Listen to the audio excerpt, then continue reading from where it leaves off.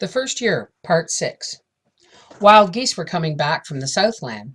They flew overhead from one lake to the other, where they rested on the water and fed along the shores. The ground was bare of snow, and although the nights were cold and the wind often chilly, the sunshine was warm and spring had come. Manly was getting his plows and harrows in order for working the land to be ready for the sowing of wheat and oats.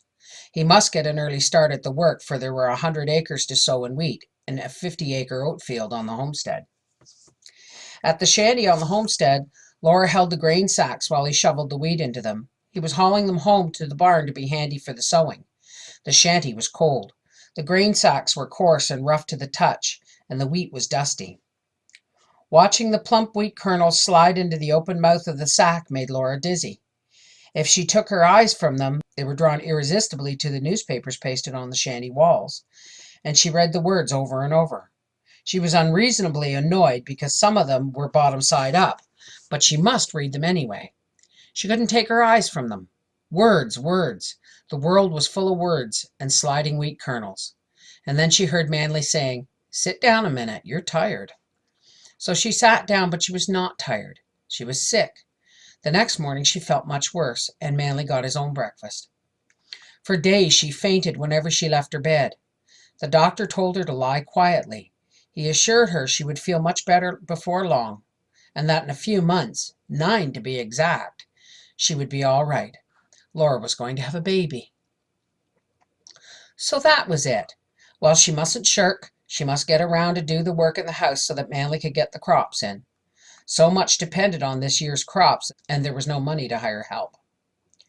Soon Laura was creeping around the house doing what must be done, and whenever possible relieving her dizzy head by lying down for a few minutes. The little house grew to look rather dingy, for she couldn't give it the care it always had. As she bent so miserably about her work, she would smile wryly now and then as she remembered a saying of her mother's.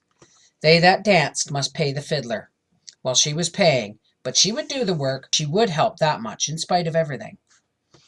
The trees were not growing well.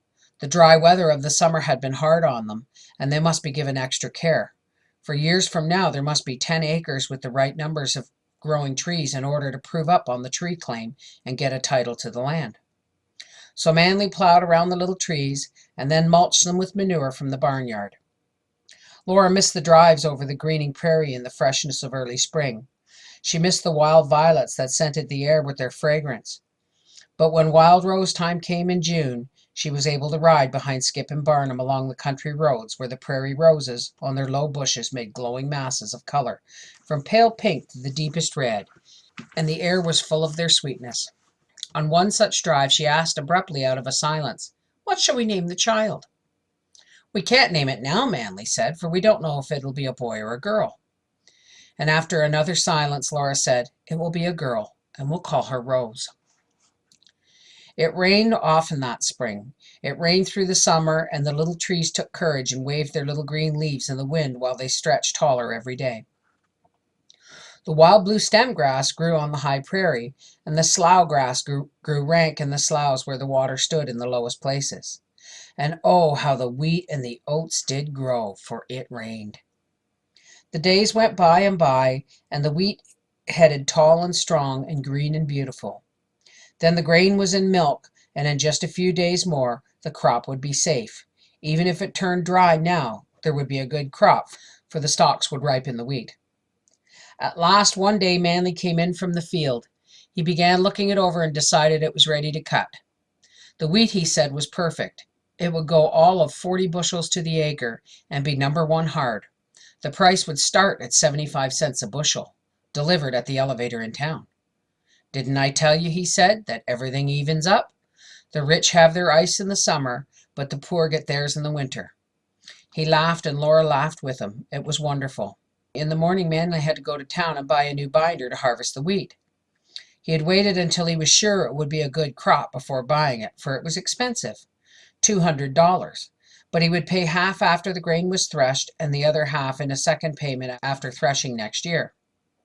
He would only have to pay 8% interest on the deferred payment and could give a chattel mortgage on the machine and cows to secure the debt.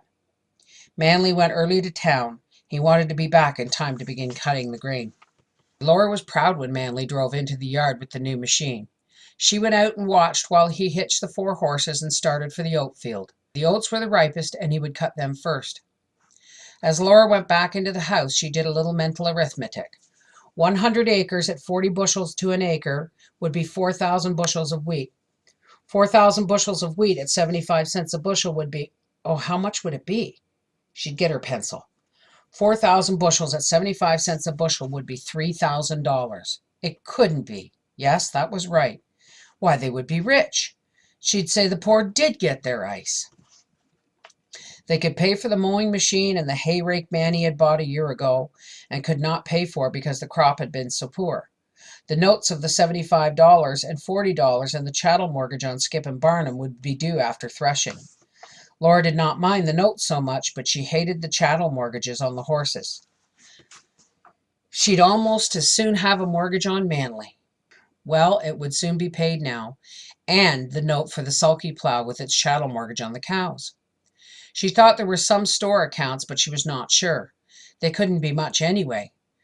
Perhaps she could have someone do the work until the baby came. Then she could rest. She needed rest. For, not being able to retain her food for more than a few minutes, she had not much to live on, and she was very emaciated. It would be nice to let someone else do the cooking. The smell of cooking always made her feel so nauseated now. Manly cut the 50 acres of oats with the new McCormick binder that day. He was jubilant at night. It was a wonderful crop of oats, and early tomorrow he would begin on the wheat. But the next morning, when Manly had cut twice around the wheat field, he unhitched and came back to the barn with the team. The wheat would be better for standing a couple of days longer. When he came to cut into it, it was not quite as ripe as he had thought, and he would take no chance of shrunken kernels by it being cut a little green, Manly said. But it was even heavier than he had figured, and if it didn't go above 40 bushels to the acre, he was mistaken. Laura felt impatient. She was in a hurry for the wheat to be cut and safely stacked. From the window she could see the shining new binder standing at the edge of the grain, and it looked impatient too, she thought.